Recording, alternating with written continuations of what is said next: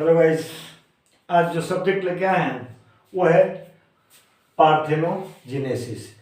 इस पे ही आज हम लोग डिस्कस करेंगे, पार्थोजेनेसिस पे। और मैं नीरज सर, आपका प्यारा सा छोटा सा चैनल एनसिंग क्लासेस। स्टूडेंट्स, पार्थोजेनेसिस क्या है?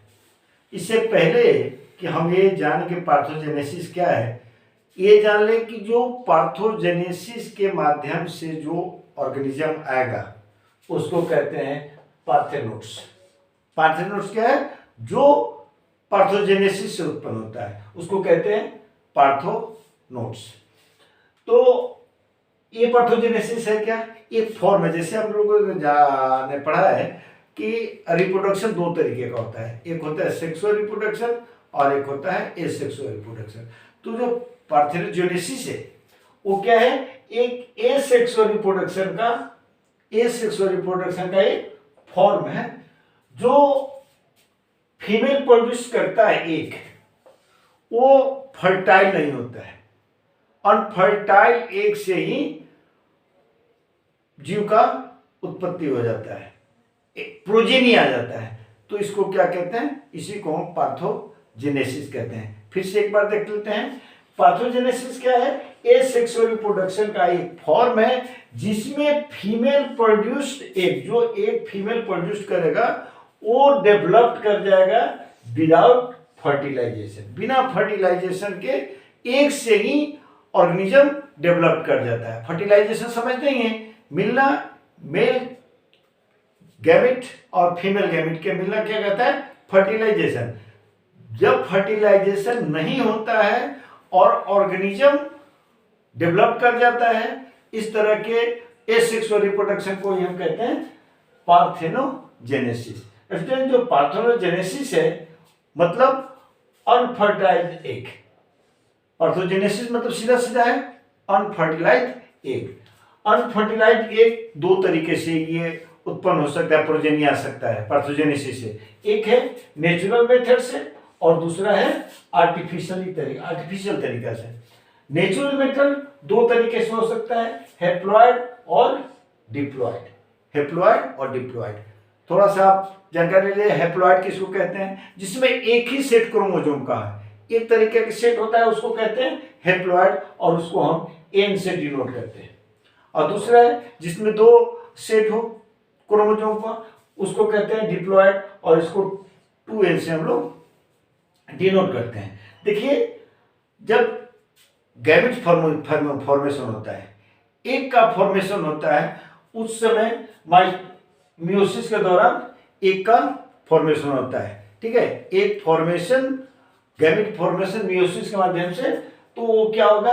हैप्लॉइड होगा, एक ही क्रोमोसोम का सेट होगा। और उस इस एग में जो आपके मियोसिस के दौरान, गैमेट फॉर्मेशन के दौरान उत्पन्न होता है, एक जो एग होता है वो क्या होता है? एक ही सेट क्रोमोसोम होता है और उसमें क्या होता है?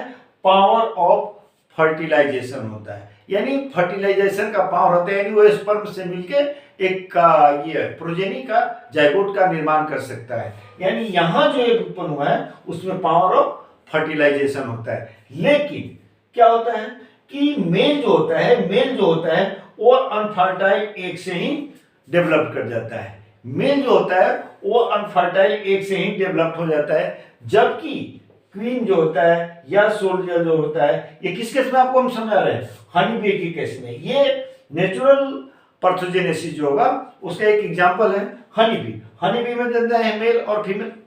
तो मेल का जो उसमें उत्पत्ति हो जाता है, मेल का जो डेवलप कर जाता है मेल, वो किससे हो जाता है? अनफर्टाइल एग से ही डेवलप्ड हो जाता है। लेकिन क्वीन के केस में और सोल्जर के केस में क्या होता है? ये फर्टाइल एग से डेवलप करते हैं। किससे करते हैं? फर्टाइल एग से डेवलप करते हैं। देख लीजिए, एक ही स्पीशीज हनी बी में क्या होता है? अनफर्टाइल एग से मेल आ गया और फर्टाइल एग से क्वीन और क्या आ गया? सोल्जर आ गया। तो ये देखिए नेचुरली हो गया। अब ये नेचुरली किससे हुआ है? हैप्लॉइड से हुआ है। दूसरा क्या देखिए? डिप्लॉइड, जिसको हम 2n से डिनोट करते हैं। तो ये इसमें एक जो फॉर्मेशन होता है, ये मियोसिस नहीं होता है, इसमें मियोसिस नहीं होता है। एक से ही क्या हो जाता है? प्रोजेनी आ जाता है, डेवलप कर जाता है। ऐसे स्पेसीज में सिर्फ और सिर्फ फीमेल ही प्रोड्यूस होता है। ऐसे स्पेसीज में सिर्फ फीमेल ही पाए जाते हैं, मेल नहीं पाए जाते हैं। जैसे एग्जांपल क्या है देख लीजिए, लोडेस सेक्सिकोला, ये क्या है, ये दोनों क्या है, एक लिजार्ड, एक तरह के क्या है, लिजार्ड है। तो ये आपको डिप्लॉयड के केस में, डिप्लॉयड से आपको ये मिल गया लिजार्ड। ठीक है, क्या होता है, मेयोसिस नहीं होता है। मेयोसिस नहीं होने के परिणाम क्या हो जाता है कि ये डिप्लॉयड ही रह जाता है। क्या रह जाता है, डिप्लॉयड ही रह जाता है। एग्जाम्पल इसका है लोडेस सेक्सिकोला, ये एक तरह के लिजार्ड है, और डिप्लॉयड केस में ये हो जाता है आपको डिप्लॉयड केस। दूसरी तरफ देखते हैं आर्टिफिशियली कैसे होता है। तो देखिए, ब्राइन मिला देते हैं, ब्राइन सोल्यूशन तैयार करते हैं। केमिस्ट्री में आप लोग ब्राइन पढ़े होंगे।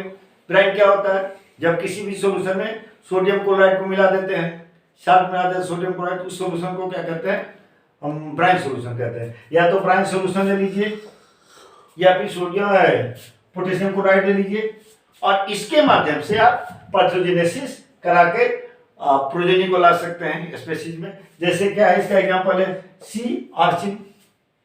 दूसरा है रेडिएशन दे करके भी आप पैथोजेनेसिस करा सकते हैं। क्योंकि आप आर्टिफिशियली करा रहे हैं, उसका एग्जांपल है egg of silk moth. Silk moth के एग को भी हम क्या कर सकते हैं, आर्टिफिशियल तरीके से हम पैथोजेनेसिस करा सकते हैं। अब स्क्रीनशॉट ले सकते हैं। Thank you.